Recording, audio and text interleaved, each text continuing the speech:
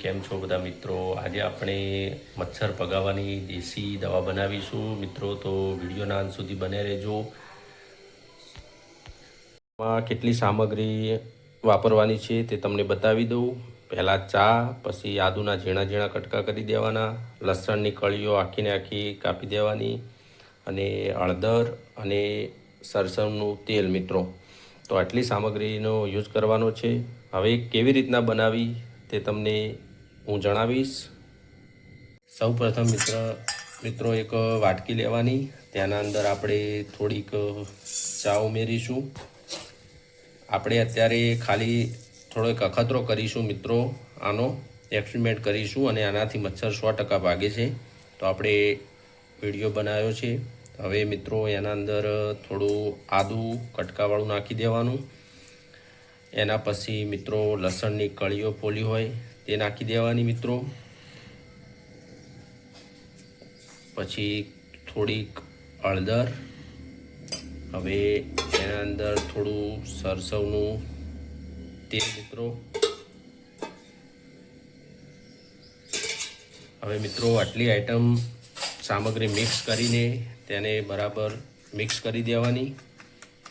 હવે મિત્રો આને આપણે ગેસ ઉપર ધીમા તાપે 4 મિનિટ સુધી થવા દેવાની છે. તો વિડીયોના અંત સુધી બન્યા રહેજો. 3 થી 4 મિનિટ થઈ જાય પછી આપણે એને ગેસ બંધ કરીને તમને બતાવીશ દવા કેવી રીતના તૈયાર કરવી મિત્રો. આપણી દેશી દવા તૈયાર થઈ ગઈ છે. તેલ કમ્પ્લીટ મિક્સ થઈ ગયું છે, તેનો રસ પણ અંદર ઉતરી ગયો છે. હવે મિત્રો આપણે આ તેલને એક જૂની ગળણી લઈને આપણે એક પરણાયું જેમાં આપણે દીવો કરીએ છીએ તેવું લઈ લેવાનું, અને મિત્રો તેમાં તે ગાળી દેવાનું મિત્રો. હવે આપણે એને ગાળી દઈશું.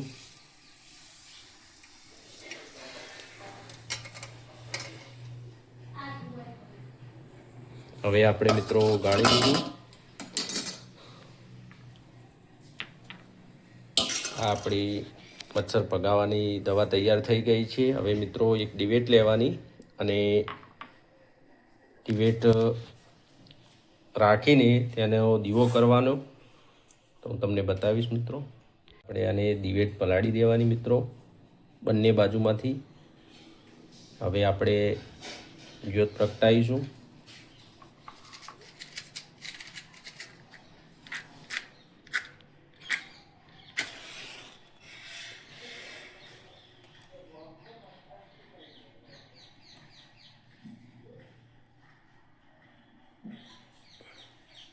તો મિત્રો હવે તમે જુઓ, આના ધુમાડાથી કોઈ પણ મચ્છર આવશે નહીં.